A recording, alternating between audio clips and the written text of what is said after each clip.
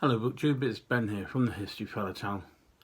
In today's video I do about women in history, and certainly I've got 7 books here that illustrate the roles of women in history, and especially the ordinary woman, and how they wanted equal rights, equal pays, equal access to jobs and that sort of thing. So here you go with the books. I've got 7 books here, but I've probably got about a good 20 or so books that look at women's roles in history. And whereas normally in history, you read about battles, wars, and politics, medicine, all those sort of things. The roles are always played by men. It's usually men dominating the scene, and basically these books show you that women were around in history. They were doing things, and they deserve the recognition just as much as men do.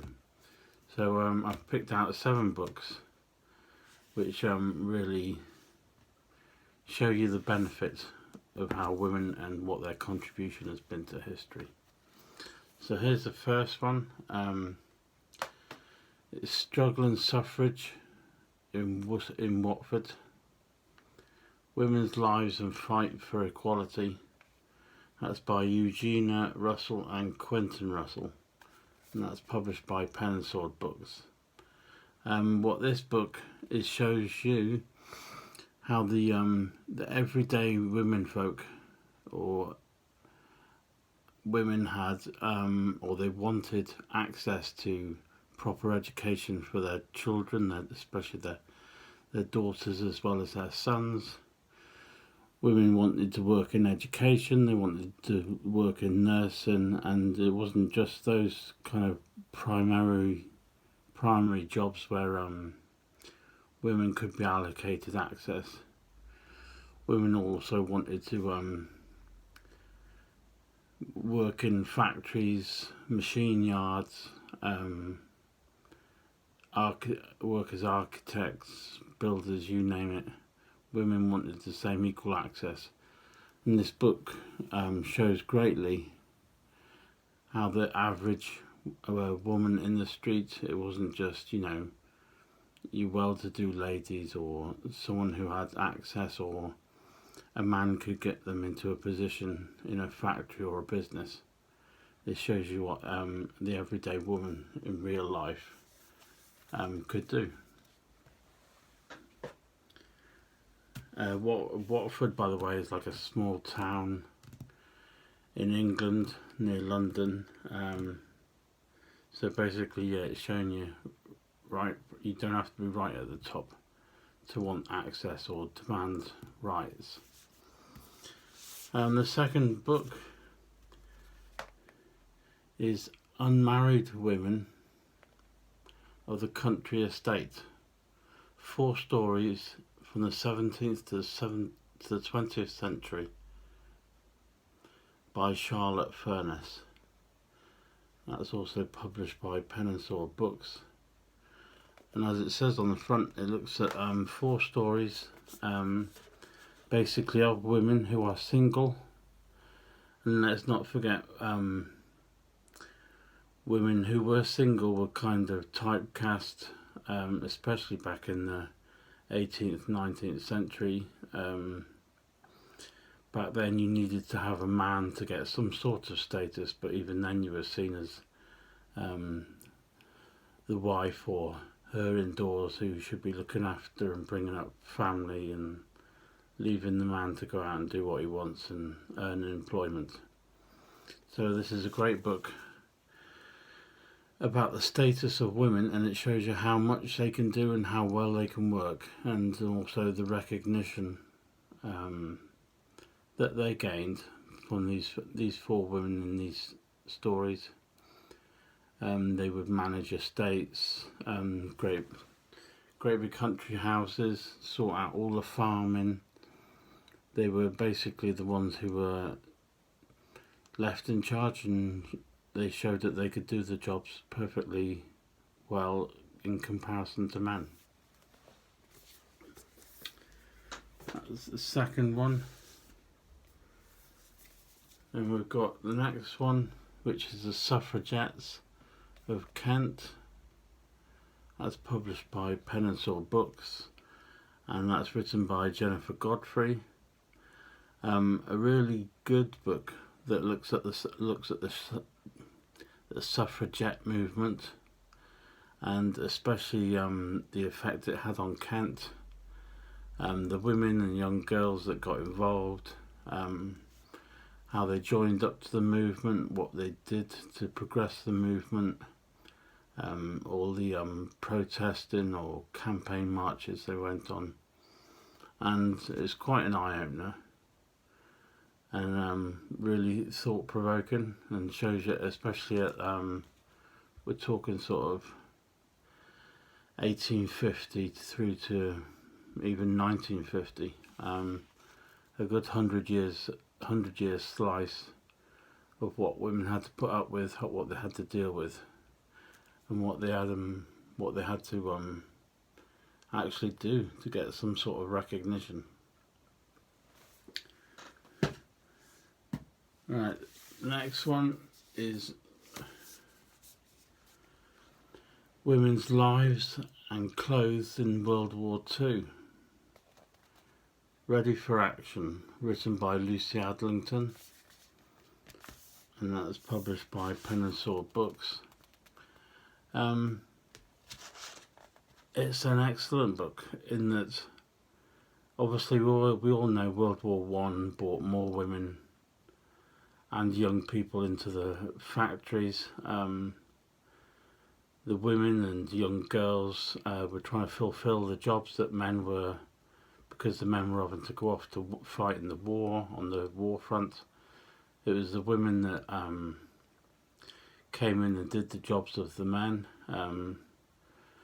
making and building machinery, munitions, tanks, planes, what have you, all the bombs and all the military might that you needed to fight a war. It was down to the women to help supply that.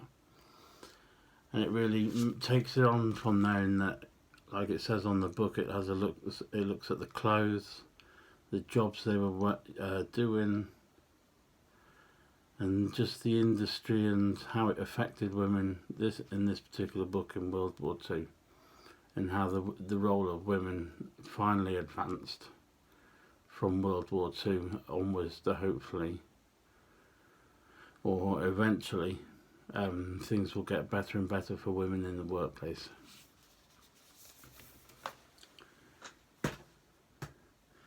The next book is a slightly unusual book. It's called Suffragette Fascists, written by Simon Webb, and that's published by Pen and Sword Books. Also on the front cover it says Emmeline Pankhurst and her right-wing followers. This is basically like it kind of moves on from the suffragette movement and the work of Pankhurst, and it follows women who were trying to get their rights, but these were women of a far right nature that were they saw themselves as fascists, specifically under Oswald Mosley.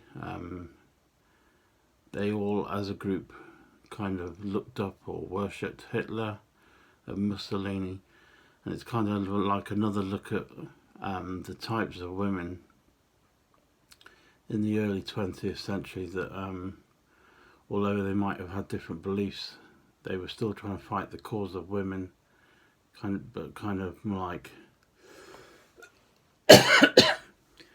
in a more negative way.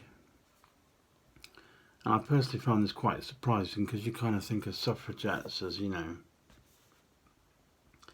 young women wanting to improve their lives, get more access to fellow women and young girls, and I suppose I just didn't imagine there would be large number of fascists who were women. But then I suppose there's every choice of life in everything, really. But it's a really good read. And that's Suffragette Fascists from Pen and Sword Books. Right, the second last one, we've got Sister Sleuth. This looks at the female detectives in Britain, written by Nell Darby, who's an excellent author. This looks at, well, females working in as like private investigators in Britain from about, I think it was the 1840s up to about the 1930s. It shows you what role women could have and how well women could do, because obviously men act differently around men, and men also act differently around women as well, and vice versa. And it was often intriguing to read how much information women could get out of criminals and men, and the roles of, they would often work in shops, and they would a bit like the security staff you get in stores. They found that women could often get by more easily, but they'd have a keener eye and be able to work out the criminals, or any criminals that there were in the shopping stores. But it's a fascinating book, and looks at the role of women for a good 100 years and how well they did in being like fulfilling private investigation roles. And that's Sister Sleuth by Nell Darby. And then the final one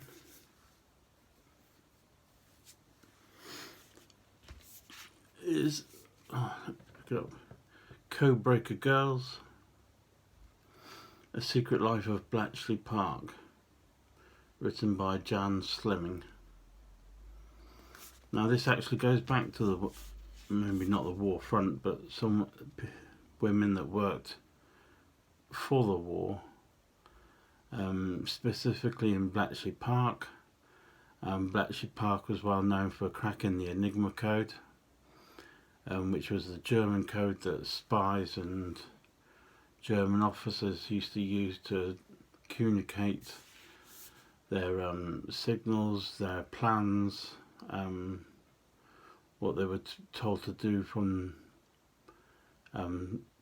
high above, and any information or secrets that they found out, they would communicate it, but they'd do it in code, which was called the Enigma code. But luckily at Bletchley Park, they managed to break the code long before the Germans found out they'd broken it, and so they found out lots of information about the Germans. And this really tells you the role of many women that worked at Bletchley Park. Very intelligent women, very good at their mathematics, calculus, codes, secret codes, that sort of thing. And they would crack the codes and then pass all the deciphered information on to those that needed it. But that's a really good book, very detailed, and it tells you the life of the women involved.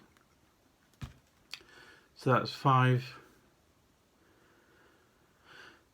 stories about women that I think boost the role of women and the image, and certainly a good read for any young women out there, any teenage girls that want to be inspired, to show that women have been fighting for a long time and deserve the recognition, and women can get to where they want to be.